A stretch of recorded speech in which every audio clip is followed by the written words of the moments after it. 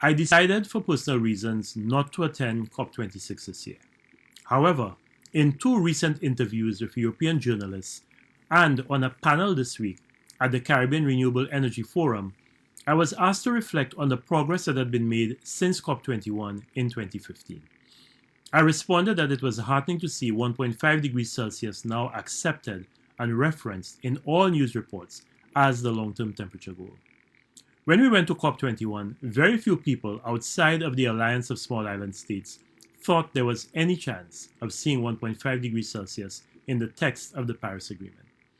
When the final text of the agreement came out, and Article 2A contained the words, holding the increase in the global temperature to well below 2 degrees Celsius above pre-industrial levels, and pursuing efforts to limit the temperature increase to 1.5 degrees Celsius above pre-industrial levels, we were told that we had pulled off a negotiating miracle.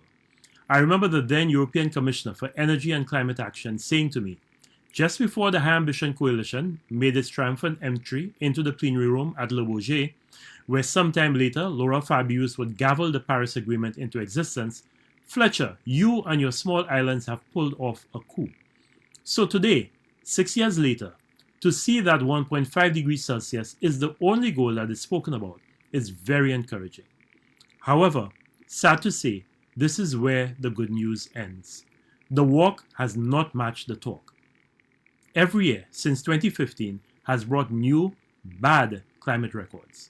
We have continued to pump more carbon dioxide, methane, and nitrous oxide, the so-called greenhouse gases, into our atmosphere. Global land and sea temperatures have continued their relentless increase. Ice melt at our North Pole is taking place at an alarming rate, exceeding the predictions of the desktop models. Our oceans are becoming more acidic because they are being forced to absorb more carbon dioxide. Droughts and deadly forest fires are becoming commonplace in some parts of the world. Frequent flooding is destroying lives and livelihoods in others, and the impacts of climate change on health, food security, water security, and economic stability are becoming more severe. Since the adoption of the Paris Agreement in December 2015, the G20 countries have provided more than $3.3 trillion in subsidies for fossil fuels, the same fossil fuels they have promised to phase out to allow us to get to the 1.5 degrees Celsius goal. Since the beginning of the COVID-19 pandemic in January of last year, governments in G20 countries have committed at least $238.4 billion to oil and gas, and another $46.5 billion to coal.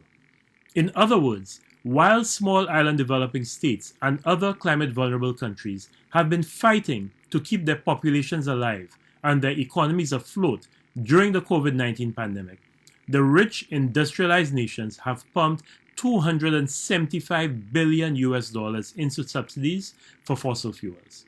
So I hope you can forgive my pessimism when I say the walk is not matching the talk.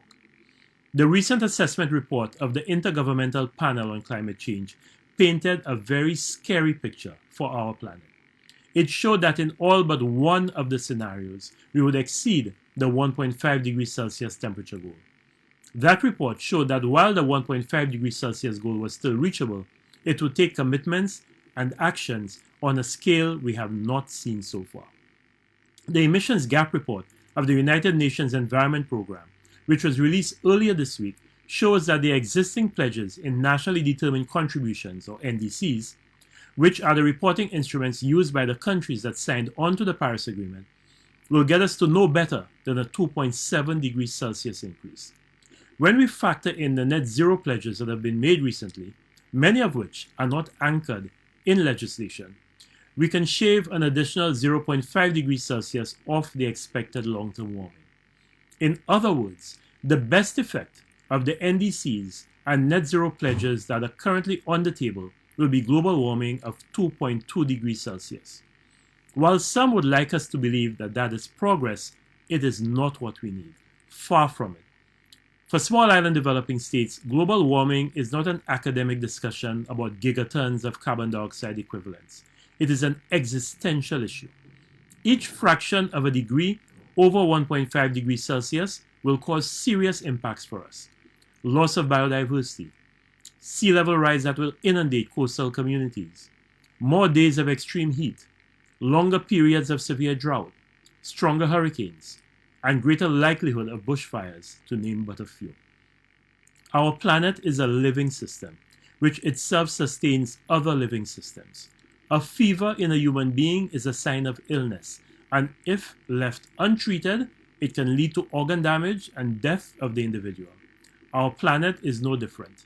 If this global fever is allowed to continue unabated, species will become extinct, ecosystems will be seriously threatened, and the environment in which human beings live will become more unbearable and treacherous.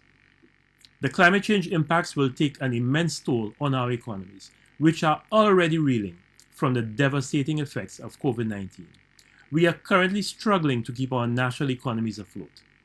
When Hurricane Maria struck Dominica, it caused damage equivalent to 226% of that country's GDP. Hurricane Irma caused destruction that exceeded 300% of the GDP of the British Virgin Islands. Climate change will cause more of these severe hurricanes. For developing countries to adapt to the myriad devastating impacts of climate change, the United Nations Environment Programme has estimated that they will need $70 billion annually right now, which will increase to between US $140 and $300 billion annually in 2030, and between $280 and $500 billion annually in 2050. When you add the cost of responding to irreversible loss and damage from extreme weather events, sea level rise, ocean acidification, the estimate for the cost of our response in this decade approximates $1 trillion. Now, as large as this figure sounds, it is less than 1/3 of what the developed countries have paid out in subsidies to the fossil fuel industry since the adoption of the Paris Agreement 6 years ago. Developed countries made a pledge to mobilize $100 billion annually in climate finance for developing countries by 2020. While they have reported providing an average of $59.5 billion per year in climate finance, Oxfam has shown that when loan repayments, interest, and other forms of over-reporting are removed, the true value of the financial support may be as little as between $19 and $22.5 billion per year. To add insult to injury, 80% of all reported public climate finance was provided as loans.